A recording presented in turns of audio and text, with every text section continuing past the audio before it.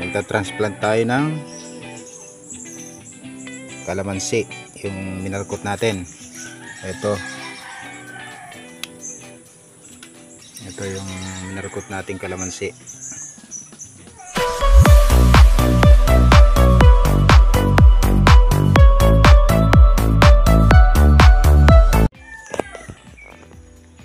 Ito na po yung minarkot kong kalamansi. Ayan, dami ng ugat. Pero medyo matagal pala ang pagpapaugat nito. Baka dahil purong lupa lang yung ginamit ko, medyo clay pa yung nagamit ko dito. Kaya hindi masyadong makalusot yung mga ugat dun sa lupa kasi malagkit siya. So December 11 ito. Ngayon ay March. So March na ngayon. January, February, March. So tatlong buwan yung pagpapaugat natin ng kalamansi. Ito na po yung resulta ng pagmamarkot natin ng kalamansi. So ayan, medyo dumilaw yung kanyang dahon kasi siguro kulang siya sa tubig, yung moisture lang dun sa lupa yung kanyang inaasahan. Pero may ano siya, bulaklak na. Ayan, may mga bulaklak na markot na kalamansi. So yun, ayos, success ang pagpapaugat ng kalamansi. So meron pa akong isa doon sa isang sanga. Ayun, hindi ko pa binubuksan. Ayun, nabura na yung kanyang label. So itong kalamansi na ito, hindi pa siya namumunga ng marami, pero nagtatry na siya dati at nakakuha ako ng ilang piraso dito. Kaya nagtry ako na i-markot itong kalamansi na ito. So success naman, magandang resulta. Pagpatuloy natin ito para hindi tayo bumili ng pananim na kalamansi.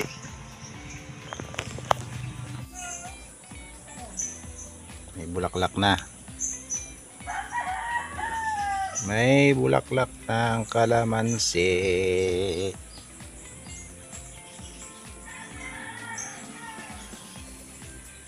Ayun, namumuti na. Mabango yung bulaklak ng kalamansi. Transplant dito muna tayo magta-transplant sa maliit lang muna. Hindi naman agad mapupuno ng ugat yan. So saka natin ililipat sa malaking container pagka malago na yung kanyang ugat. Ito yung ginagamit kong lupa. Ayan. So halo-halo na po yan. Lahat ng pwedeng source ng nutrient na lupa kinukuha ko. Meron ditong galing dun sa ilalim ng tibig, yung mga bunga na nabulok dun sa tibig, tawag dito sa ayumit. Napaka taba nun, malamig. Meron din siyang rice hull, and then yung lupa na pinagulingan, topsoil. Pagkuha po tayo ng topsoil, yung pala na gagamitin natin, hanggang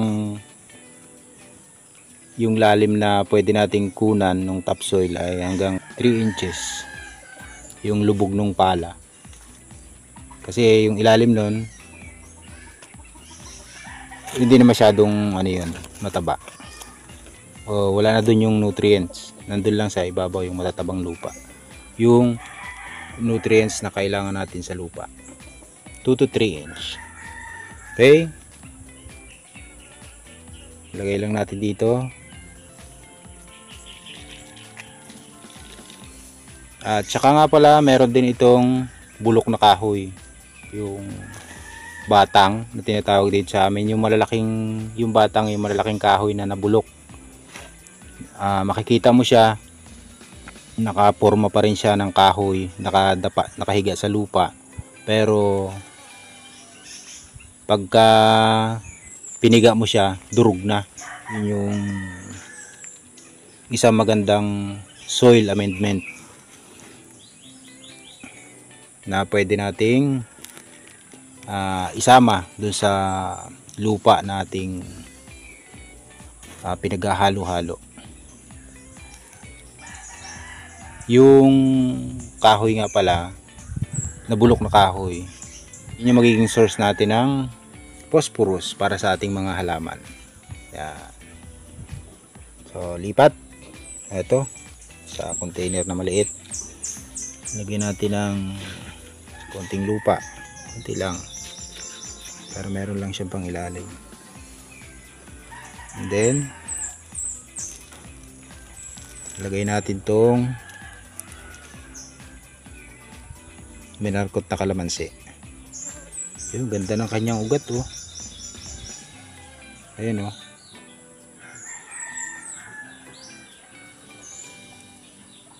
Lagyan natin.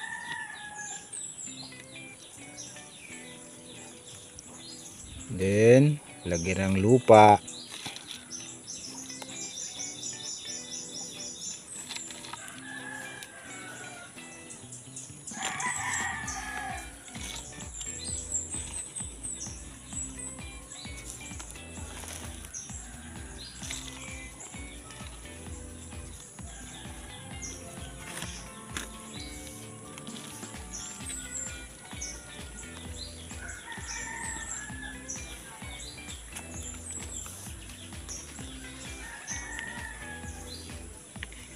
Ayusin lang natin.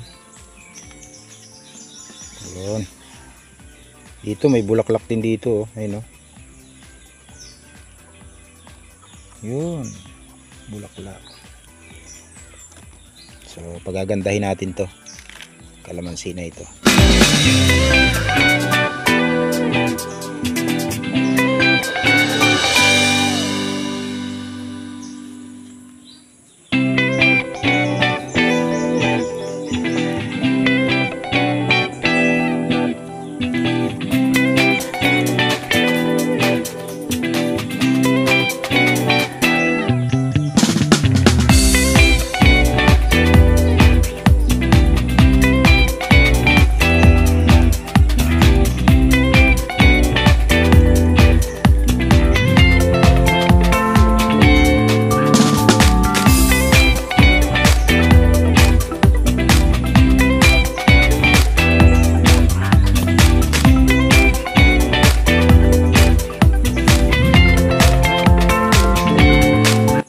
Okay, meron tayong markot na kalamansi.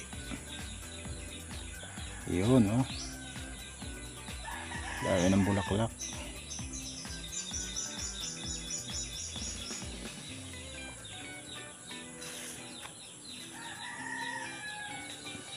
Patong natin dito sa ginawa kong bangko.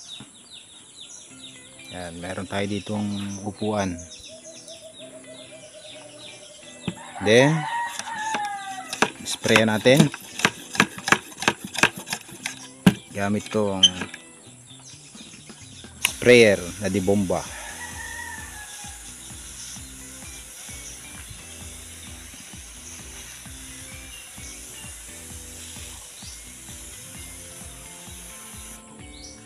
So sprayan din natin yung dahon, yung itaas.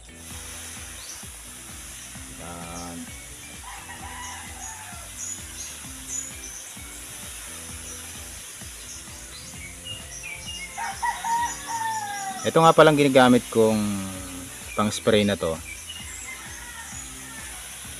banana peel tea. So balat ng saging yan na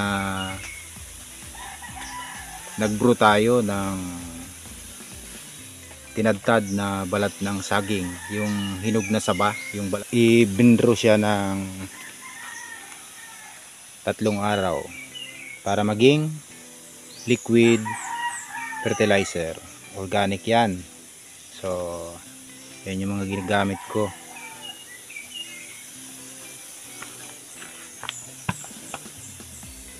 Pagka magpupulyar feeding po tayo sa ating mga tanim, sa ilalim po ng dahon yung spray. Ayan. Sa ilalim. Sa likod ng dahon.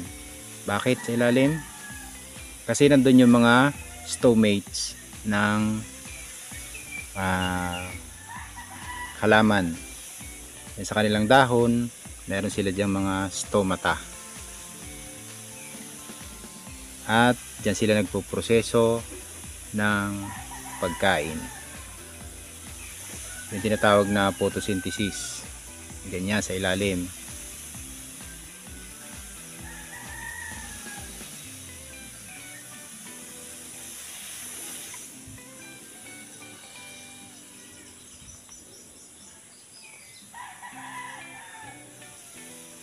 Okay. Markot na kalamansi.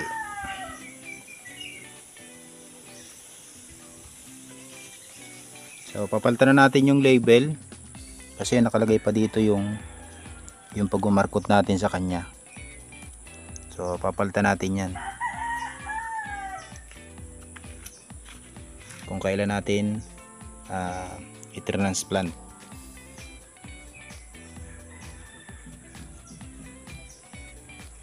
Ayun.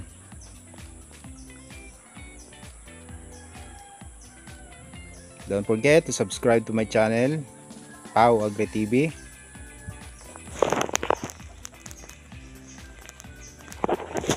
At huwag mo kalimutan na i-cultivate yung bell icon nang sa ganon lagi kang updated sa i-upload ko pang mga video. Thank you for watching. See you in my next video.